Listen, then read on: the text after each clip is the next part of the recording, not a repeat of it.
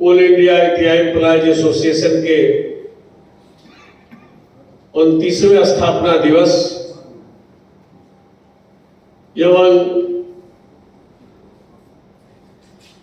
केंद्रीय 9वां अधिवेशन तथा NCL जोन के 6वें अधिवेशन में आप सभी आज की इस मंच के अध्यक्ष मंडल के प्रमुख आदरणीय राजेंद्र बाबू, BCCL से ही आए हुए भारत भूषण जी, SCCL से धर्मेंद्र सिंह जी, CCL से शिवसागर सिंह जी, रमेश कुमार सिंह जी, WCL के हमारे थेवस्कर जी और उनके अध्यक्ष, हमारे बहुत ही वृद्ध साथी यादवेंद्र सिंह जी भी आज इस मंच में उपस्थित हैं। साथियों, ये संगठन का 29 वर्ष पूरा हुआ। 29 वर्ष का जीवा जो है जीवक कहलाता है। हमको विश्वास है कि यह संगठन अब युवा है, पूरी तरह से युवा है। और जब कहते हैं कि वह जैसे किसी फिल्म का ही गाना था कि वह जवानी जवानी नहीं जिसकी कोई कहानी न हो। क्रांति फिल्म का था, शायद भूल याद आ गया। क्रांति फिल्म का गाना था, केवल हर जीवावस्था में कोई न कोई एक कहानी बना करके आप लोग छोड़ के जाइए। हम लोग उस पीढ़ी के थे हैं जिस समय ITI के स्थिति ITI कर्मचारियों को कॉमन कोल कैडर में झेलना पड़ता था। वही कैटेगरी 1 में हम लोग ज्वाइन करते थे, जलन मजदूर सीखा सारे लोग। लेकिन हमारे जैसे कुछ आदरणीय राजेंद्र बाबू जैसे आज बहुत सारे साथी आज यहाँ मंच पर नहीं है, बहुत सारे साथी रिटायर हो गए। राजेंद्र बाबू और सुरेंद्र प्रसाद जी हमारे बीच, जिनका की हम लोग को हमेशा सहयोग मिलता रहा, आज हमारे बीच नहीं है। यही खड़िया से SK नेमा जी थे जो आज स्वर्गीय हो गए। बहुत सारे साथी BCCL से JD प्रसाद, ये आपके केदार यादव, ऐसे बहुत सारे साथी इस संगठन से आज सेवानिवृत्त हो गए हैं। लेकिन एक इतिहास उस वर्ग ने बनाया जब ITI के लोग कॉमन कोल कैडर में जीते थे। जैसा कि राजेंद्र बाबू अभी वहां कार्यालय के उद्घाटन में बोल रहे थे कि जैसे इस समय ये दीपिके वाला कार्यक्रम चला, जब हम लोग वहां इकट्ठा हुए, उसी तरह से हजारों हजार की संख्या में BCCL के साथी इकट्ठा हो गए। हमको अच्छी तरह से याद है कि NCL में सुरेंद्र प्रसाद जी और DP शर्मा, हमको लगता है DP शर्मा जी अभी होंगे, लेकिन बहुत पहले सेवानिवृत्त हो गए। राजेंद्र बाबू भी, इनको वरदान मिला है एकदम दीवार रहने का। बाकी साथी थोड़ा वो बुजुर्ग हो गए हैं और इनकी ऊर्जा से हम लोग ऊर्जान्वित होते रहते हैं। साथियों, सीटिया NCL में सीटिया संगठन नहीं बल्कि एक आंदोलन की पहचान हुआ करता था। यह मैं पूरे चुनौती के साथ बता देता हूं साथी। NCL में सीटिया एक आंदोलन था, आंदोलन की पर्यायवाची बन गया था सीटिया। कोई ऐसी समस्या नहीं जिसके लिए सीटिया झंडा न उठाता रहा हो, चाहे किसी वर्ग पर हो। हम लोग NCL से लेकर CIL तक अपनी आवाज को बुलंद करते रहे और जिसका परिणाम हुआ कि आज एंडम एक्सप्रेशन EMT की कैडर स्कीम कुछ बन करके आई, जो फॉर्मल इंचार्ज तक बन गई।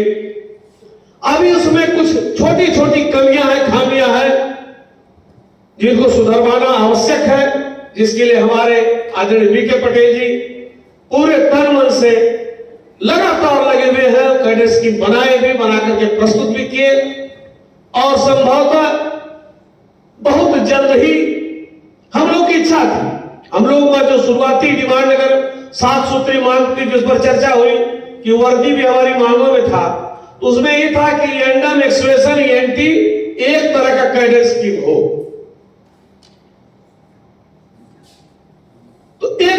कैडर स्कीम में सभा के हम लोग लड़ते थे, लेकिन जो यूनियन के नेता हैं वो हमेशा लड़ाने का काम करते हैं। किसी को ज्यादा लाभान्वित कर देंगे, किसी को कम कर देंगे, ताकि आप आपस में लड़ते रहिए।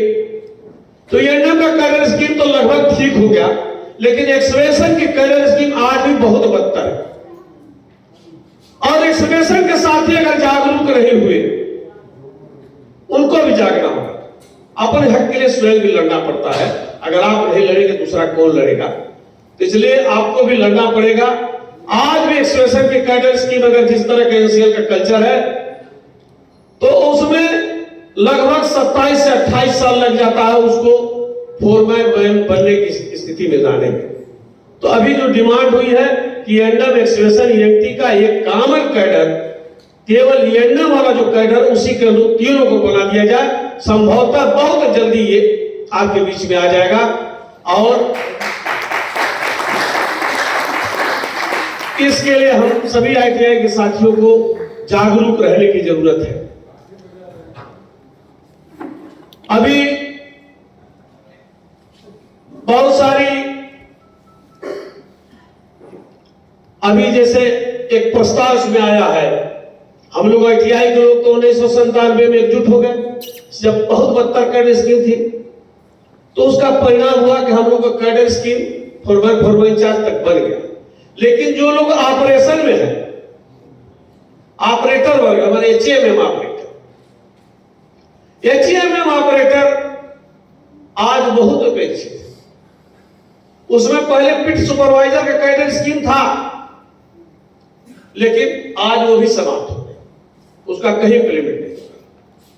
तो अगर हमारे ऑपरेटर के साथ पहले हम लोग केवल एसोसिएट थे, इसलिए कि हमारी समस्या केवल एक कॉमन समस्या थी, हमारे साथ अन्याय था, हम लोग एकजुट हुए लड़े। लेकिन आज के डेट में हम ट्रेड यूनियन है, सीआईटीयू से एफिलिएटेड है, तो हम पूरी तरह से सारे ब्रांचों, सारे अधिकारों का अधिकार रखते हैं। तो हम अपेक्षा करेंगे कि आप सभी मिलकर एचईएमएम ऑपरेटर को भी अपने साथ जोड़िए, उनको सदस्य बनाइए और उनका भी सुपरवाइजरी कैडर स्कीम डेवलप कराने में हमारा आईटीआई का साथी कंधे से कंधा मिलाकर लड़ाई लड़ेगा। इसके लिए आपको आगे बढ़ना पड़ेगा साथी। यह भी एक डिमांड तो होनी चाहिए एचईएमएम ऑपरेटर की। संभवतः हम लोग कुछ दिनों के बाद अब हमारी जो नई पीढ़ी है वो सुपरवाइजर बनेगी, और सुपरवाइजर से एक सपना था कि हमारा आईटीआई का साथी जैसे एनटीपीसी और बीएचईएल वगैरह में इंजीनियर बनते हैं, हमारा भी साथी बने। अब देखिएगा, हमारे ही देखते देखते हम लोग शायद रहेंगे ही। अरविंद शाह जी वगैरह 10 साल में फोरमैन बन गए थे और बहुत करेंगे, 10 साल फोरमैन में रहेंगे। ये लोग भी E2 के टाइटल हो जाएंगे और हमारा साथी हमारे देखते देखते इंजीनियर बनेगा। हमारे लिए वो सबसे बड़ी खुशी का दिन होगा साथी।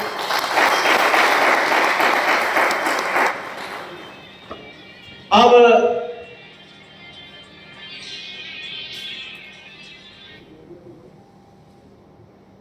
साथियों, चूंकि काम समय कम है, अभी चुनाव भी होना है, मैं अपेक्षा करूंगा कि कमेटी अध्यक्ष मंडल द्वारा अभी भंग भी की जाएगी। लेकिन जो नई कमेटी चुन के आए वो निश्चित रूप से इन सारे मुद्दों को जो प्रस्ताव आया है इसको इंप्लीमेंट कराने में जितना जी जान ताकत लगा सकता है लगाएगा, और बिना आपके सहयोग के संभव नहीं है। सहयोग राशि जो बढ़ाने का प्रस्ताव आया है, उस प्रस्ताव में आज स्थिति हो गई है कि सबका जीवन स्तर थोड़ा सुधरा है। पहले के जमाने शुरू में हम लोग साइकिल से घूम घूम करके इस परियोजना उस परियोजना मीटिंग